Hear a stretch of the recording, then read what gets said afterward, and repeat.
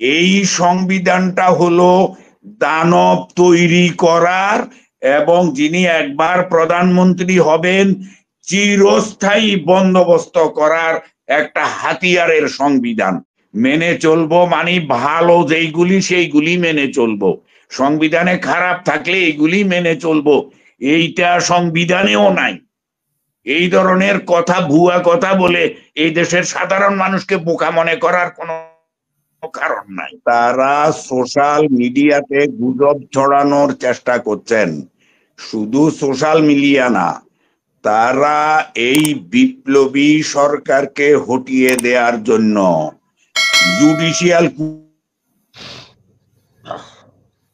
চেষ্টা করছেন, হাসপাতালগুলি অকেজ করে দিয়ে কু করার চেষ্টা করেছেন, তারা গার্মেন্ট শিল্প ধ্বংস করে দিয়ে কু করার চেষ্টা করেছেন, তারা বাজার ব্যবস্থাপনাকে তাদের হাতে থাকা সিন্ডিকেট দিয়ে ধ্বংস করে মানুষকে উত্তেজিত করে আর একটা প্রতি বিপ্লব সৃষ্টি করার চেষ্টা করেছেন। আমি কথাই বলবো, এই আওয়ামী লীগের এই নেতারা কর্মীরা মানুষ হিসেবে গণ্য কিনা, এই দেশের 18-20 কোটি মানুষের এই বিষয়ে সিদ্ধান্ত গ্রহণ করা লাগবে। আমার বিবেচনায় এরা মানুষ হিসাবে গণ্য নয়।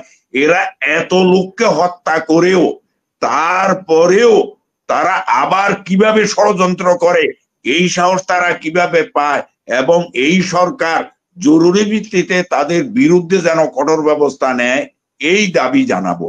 ধন্যবাদ।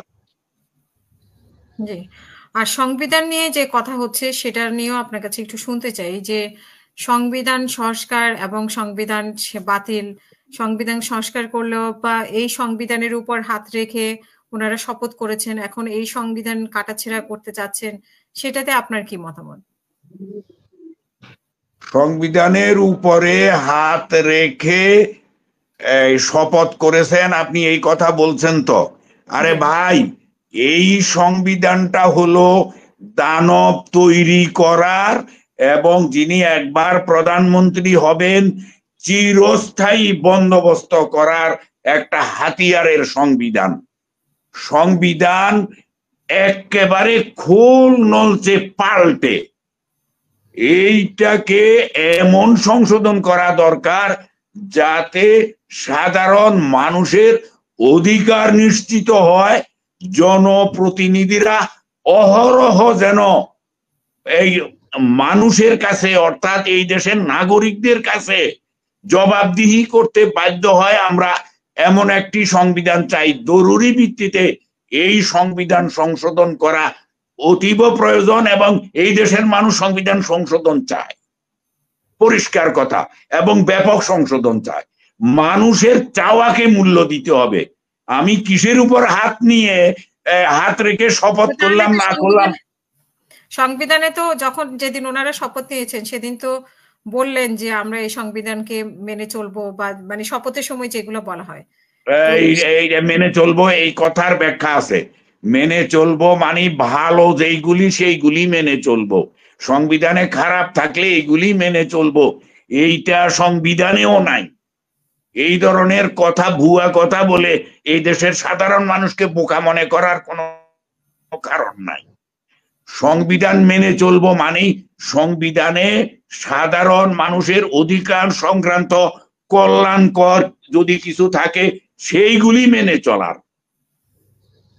মানুষের অধিকার হরণ করার কোনো কিছু থাকলে সেইগুলি মানার কথা নাই। একদম পরিষ্কার, এটা মানুষের মনোভাব, এই দেশের নাগরিকদের এবং এই দেশের মালিকদের মনোভাব বুঝতে হবে। ধন্যবাদ। এবং আমি আরেকটা বিষয় আপনার কাছে শুনতে চাই যে গত 1-2 দিন আগে যে গুজবটা হয়েছে, অনেকে গুজব হিসেবে নিচ্ছে আসলে এটাকে, যমুনাতে কিছু একটা হয়েছে, তো এবার শোনাও যায় যে এক ধরনের এই যে ক্ষমতায় বসে থাকা বা ক্ষমতা চালানো বা অনেক কিছু করতে না পারার একটা কৈফিয়ত চাওয়া, এরকম কাজগুলো বা এই যে কি হচ্ছে সবকিছু নিয়ে একটা আলাপ আলোচনা তো হচ্ছেই ওনাদের মধ্যে। তো সেইটারে রেশ ধরে কোনো একটা কিছু হয়েছে আপনার প্রধান উপদেষ্টা এবং সেনাবাহিনীর প্রধানের মধ্যে বা 3 বাহিনীর প্রধানের মধ্যে। এগুলো নিয়ে আপনার কি বলার আছে?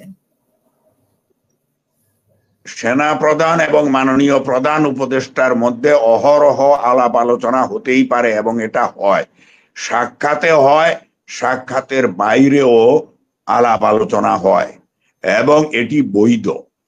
এই আলাপ আলোচনার গুজব ছড়ানোর কিছু লোকজন আছে, তারা আবার গুজব ছড়ায়, গুজব ছড়িয়ে দেশের মানুষের মনকে অস্থির করে ফেলে।